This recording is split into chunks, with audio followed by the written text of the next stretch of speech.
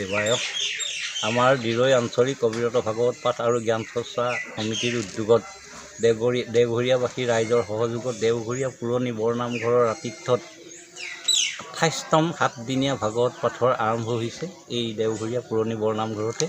ইতিপূৰ্বে আমাৰ সমূহীয়া চাফাই, তাৰ পাছতেই আপোনাৰ ধৰ্মধ্বজা উত্তোলন কৰিলে আমাৰ দিৰৈ আঞ্চলিক অবিৰত ভাগৱত পাঠ আৰু আধ্যাত্মিক জ্ঞান চৰ্চা সমিতিৰ মাননীয় সভাপতি শৈলধৰ ৰাজখোৱাদেৱে।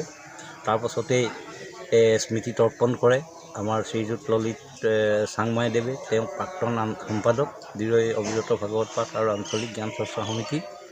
তাৰপাছতে আপোনাৰ বৃক্ষৰোপণ বিপিন শইকীয়া, অৱসৰপ্ৰাপ্ত প্ৰধান শিক্ষক, নেওঁপথাৰ উচ্চ মাধ্যমিক বিদ্যালয়, তেখেতে কৰে।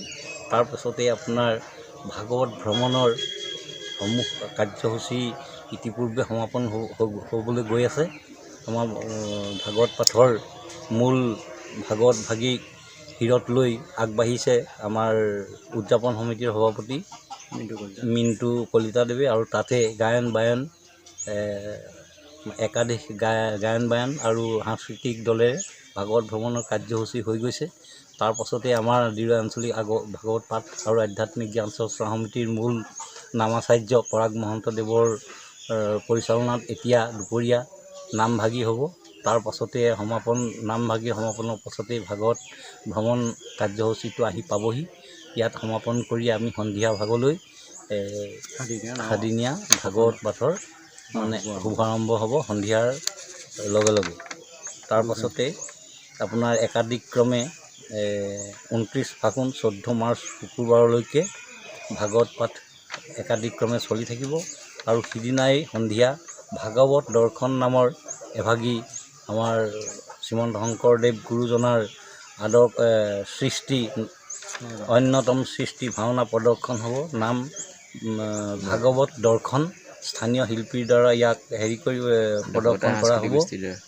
আৰু ইয়াক উদ্বোধন কৰিব আমাৰ মাননীয় অসম চৰকাৰৰ কেবিনেট মন্ত্ৰী যোগেন মহন ডাঙৰীয়াই।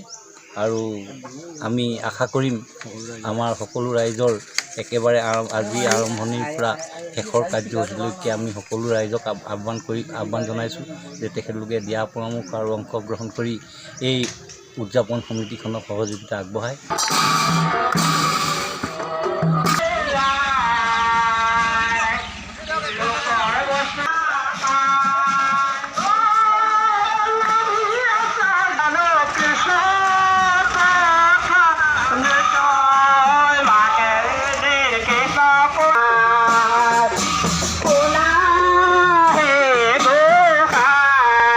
যিকোনো খবৰৰ বাবে যোগাযোগ কৰক 7099017330 লগতে 7099017110 নম্বৰত।